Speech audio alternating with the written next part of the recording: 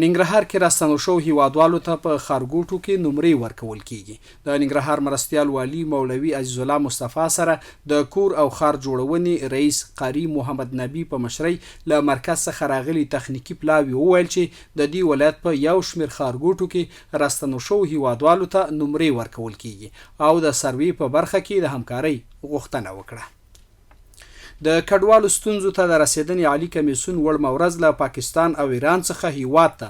د 820 راستنېدونکو افغان کورنیو د راتګ خبر ورکړی دی. د یاد کمیسیون دارالانشا د یوې خبرپاڼې په خپرولو سره ویلي چې د هغوی میاشتې په 18مه نیټه د تورخم له لارې 242 کورنۍ هیواد ته راستنې او د نوموړو کورنیو 1500 تنه غړي ثبت او بایومټریک شوي دي.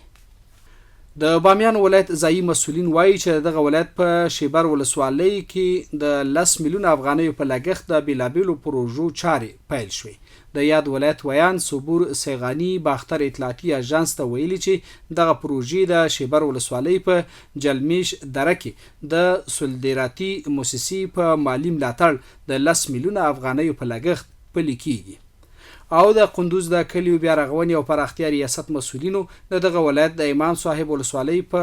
قطغن قرسي افغانیه کلی کې د اوبو رسولو د یوې شبکې په بشپړېدو سره 340 کورنۍ ته د څښاک اوبو د برابرېدو خبر ورکړی دی.